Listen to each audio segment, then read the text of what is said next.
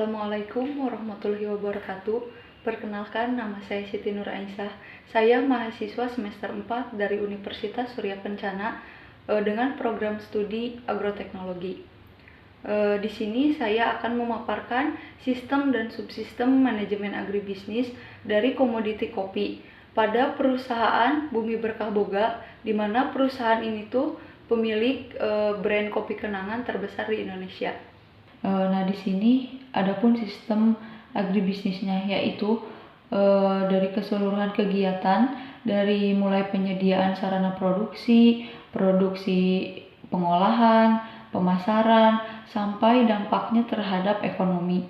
Nah, pada bisnis kopi seperti PT Bumi Berkah Boga, yaitu sistem ini melibatkan petani, industri, pengolahan, hingga konsumen akhir.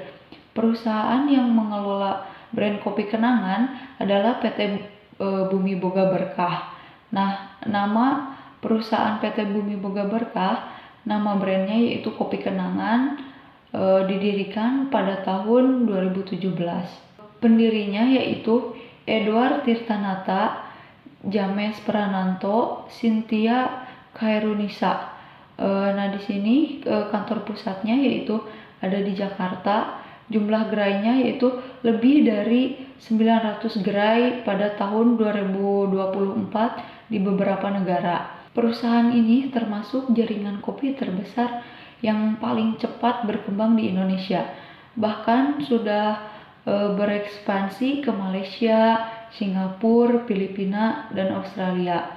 Nah, pemegang sahamnya dari PT Kopi Kenangan ini yaitu kalau dari CEO-nya ada Edward Tirtanata, kalau dari CBDO-nya yaitu ada James Prananto, kalau dari Direktur People Kulturnya yaitu Jeng Pengping, dari CTO-nya yaitu Cynthia Khairunisa, kalau dari Chief-nya yaitu Gemini Arianto.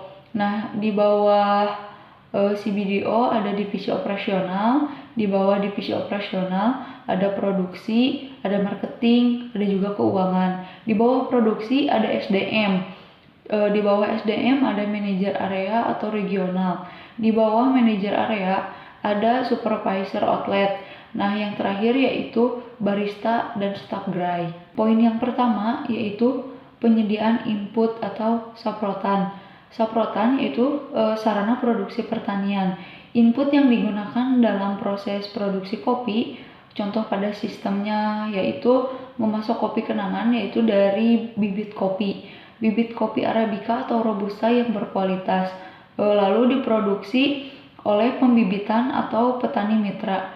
Adapun pupuk organik dan pupuk anorganik yang meningkatkan kesuburan tanah. Dari pestisidanya yaitu untuk mengendalikan hama dan penyakit tanaman kopi.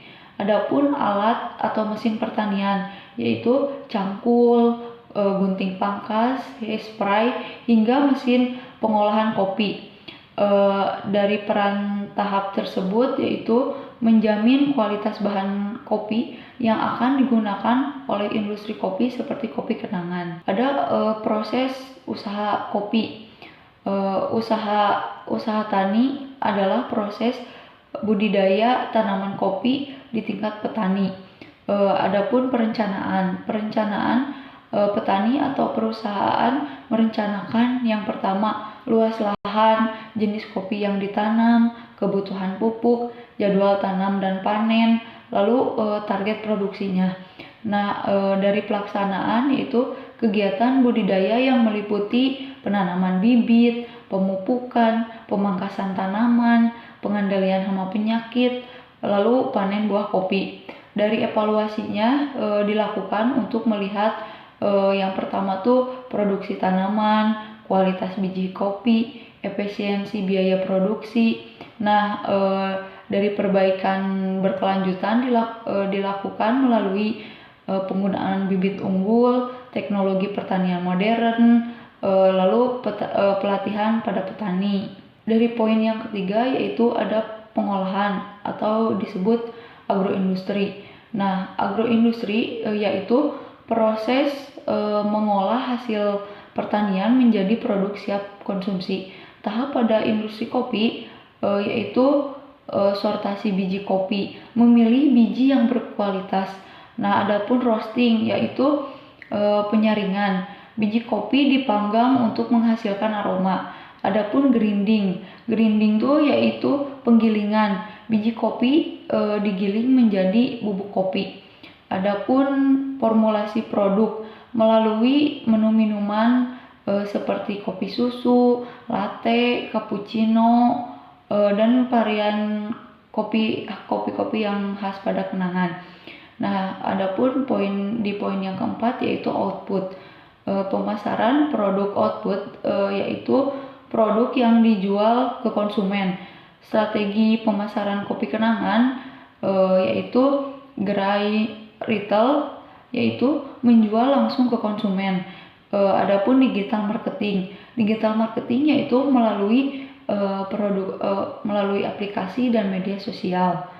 Kalau dari platform delivery-nya yaitu melalui Grab, GrabFood, dan ShopeeFood. Tujuannya yaitu untuk memperluas jangkauan pasar dan meningkatkan penjualan. Yang kelima ada outcome, yaitu dampak manajemen agribisnis. Hasil dari sistem agribisnis yang baik yaitu memberikan dampak ekonomi. Yang pertama tuh yaitu dari pendapatan perusahaan. Penjualan minuman kopi meningkat, ekspansi gerai meningkat, profit pada perusahaan. Adapun yang kedua, kontribusi terhadap pendapatan negara, yaitu melalui pajak perusahaan, pajak karyawan, aktivitas ekonomi sektor kopi. Yang ketiganya itu adalah penyerapan tenaga kerja, menyerap tenaga kerja pada petani kopi, industri pengolahan, distribusi, barista, dan pegawai gerai. Nah, dari kesimpulannya yaitu sistem agribisnis pada PT Bumi Berkah Boga melibatkan rantai kegiatan dari hulu ke hilir, yaitu yang pertama menyediakan input pertanian, yang kedua proses usaha tani kopi, nah yang ketiganya yaitu pengolahan kopi atau bisa disebut agroindustri, nah yang keempatnya tuh ada pemasaran produk, nah yang kelimanya ada outcome berupa peningkatan pendapatan perusahaan, kontribusi ekonomi negara, dan penyerapan tenaga kerja.